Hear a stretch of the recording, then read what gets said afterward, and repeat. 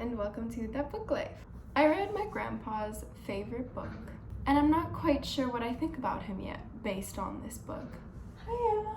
I read The Catcher in the Rye. This is in fact my grandpa's favorite book. How I found this out was on a phone call with him. He sees my booktube and he was telling me that this is one of his favorite books. I already owned it, so I thought, you know what, time to make it go to the top of my TBR because I want to see if he has any taste. He really does. I guess I would call this literary fiction.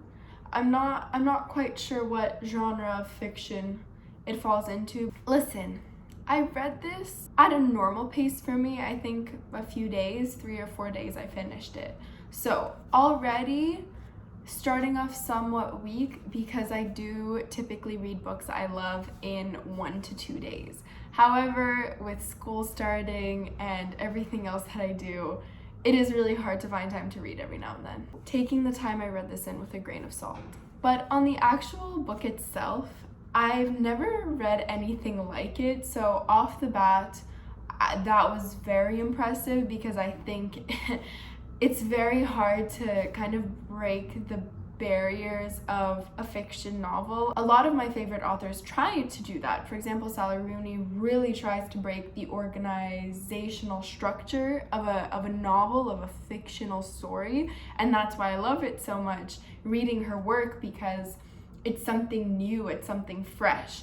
And this felt just like that. I was reading something completely unique from another fiction story, and maybe if it wasn't written so aggressively from our main character's point of view, and what I mean by that is, but let me finish that train of thought. If it weren't written so aggressively, so heavily from his mind, and everything we see is so perfectly in the way that he feels it and he analyzes it, which I think taints the picture of what's actually happening for the reader. But nonetheless, if it weren't written like that, it wouldn't necessarily be as good of a book or as exciting because it's very mundane things. Okay, minus maybe the whole hooker part of it, that wasn't the most mundane, but again, it is New York City, so it feels like a lot of what's actually happening to our protagonist is pretty regular and normal and everyday life.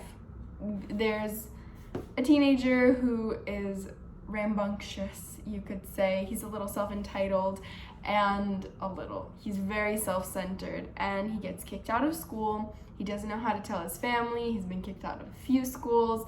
He doesn't give a shit about academics. He doesn't like when people tell him there's potential for him to do well, and I think so many people can relate to that, even if you're a little older, not in school anymore.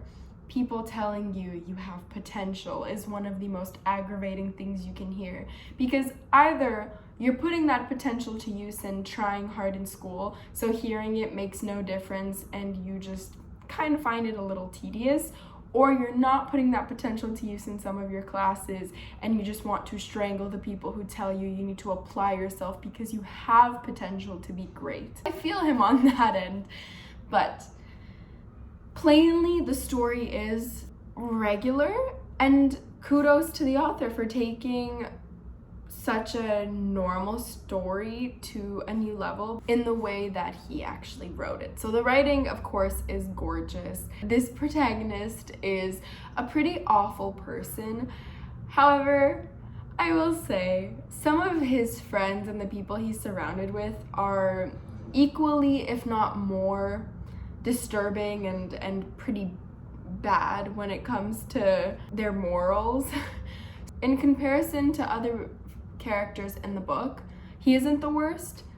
I think that was an interesting choice because in comparison to real life and the people I know around me, he's very much a worse person than everyone I know. That being said, a lot of his very shitty, rude, and of course self-centered or entitled thoughts are internal. I don't find that he comes off very rude in a lot of situations. I think he comes off awkward maybe to some people. I was thinking if I were a person witnessing him at school or with his friends, or how he talks to these different people he's interacting with, I wouldn't find him to be severely obnoxious or rude at all. I just find him to be more or less kind of a normal person. I believe that's why the story goes beyond the simple things that happen to him and that he's going through. I shouldn't say simple, but mundane and normal, and a lot of people go through that. Nothing's very out of the ordinary or horrific.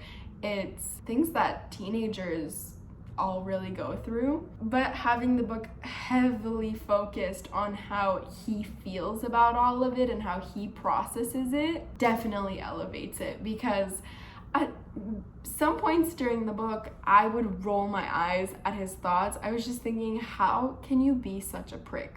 How can you genuinely think these thoughts? Sometimes too, it would be the opposite, especially when he was interacting with girls. I found that was kind of where his personality shifted, where I found he was a lot more of an ass externally, and then inside his head, he would actually really long for the girl that he went on the date with. He would be happy when he thought of her and he wanted to see her again. But when he's with her, he calls her a royal pain in the ass. I mean, if any guy tried to say that to me, I don't think I'd ever see them again. He thinks he's very superior and above everyone else in maturity, even for being so young. And yet he doesn't know how to talk to girls and doesn't really know how to have friends or interact with people. He's also terrified of his parents. The author must have done it on purpose, but you just read about him being so cocky and confident in himself and in who he was, even though everything was going to shit. You saw him have these plans for the future where he's just gonna run away, say fuck it all. He's above everyone. He's above mundane things. He's above New York City. He's above capitalism. He's above all of it. But in the end, he runs back home. He's actually terrified of standing up for himself to his parents. He doesn't know how to tell girls how he actually feels. And once you finish the book, I found it very funny in some aspects, because he was just very, very, very self-centered. And in reality, he was a scared little boy. I love books that make me feel that way. Fiction written with characters that you can fully understand and visualize as a real person is probably the most impactful, in my opinion. And that was the case with this book. It was written in such a way that it wasn't me doubting his motives. It wasn't me hating him for being pretty annoying and sometimes an asshole.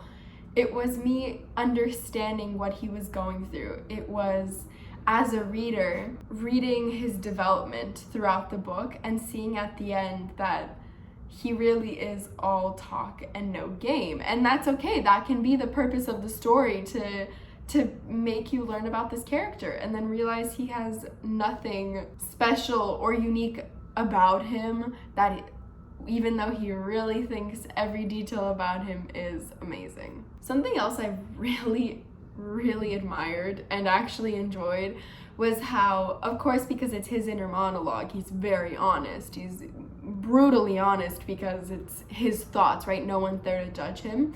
And I loved when he was explaining that he lies constantly, and he doesn't really know why he does it. He just lies because why not? It's not that it's more fun than telling the truth. It's not that he gains anything out of it. It's just he lies. And it was kind of a reflective moment for me, because I think about the few times I've lied or when I don't tell the truth, and it feels hard. It feels hard to deceive someone, because lying to a stranger is one thing, right? But lying to someone in your day-to-day life is very different. I think it made me understand him a lot better. If you are a person who can easily lie to anyone and you're very good at it and it comes naturally, you will be a little bit screwed up. Because I truly think lying is such a bizarre thing to be good at. It's like saying you're really good at manipulating others. That's kind of the level I see it on. Not that I'm saying he's an awful person or he's a bad person. I'm just saying it made me understand him better. And it made me read the book differently from that point on. Because I felt like I got this one fact about his personality that made me think, okay, so take everything else with a grain of salt. He's not Mother Teresa over here, so everything that happens to him, he's gonna over dramatize. Even as we were being told the events happening, I was thinking to myself, maybe this is a lie. Maybe he's over exaggerating from his own perspective, from his own point of view. He lies so easily in his day-to-day life. He must do it to himself as well, right? He lies to himself thinking he's so amazing, he's gonna go away and live in the woods and he can sustain himself off of I don't even know what. He lies to himself and saying that he's protecting his sister, he's doing good by her, when really he's a pretty bad older brother, I found. So if he can lie to others and lie to himself, he can definitely lie to the reader as well. I liked that. It added lots of layers to the book. I thought it was a lot more interesting to read from that point on. And yeah, those were kind of my overall thoughts. I wanted to keep it spoiler free, of course, because, well, honestly, there aren't that many spoilers you could give with this book since it is literary fiction. It's more just you read it to enjoy and to read the writing and the character development, which the only way I could spoil would be to read it to you, and I won't do that. But I hope you enjoyed my thoughts on my grandpa's favorite book.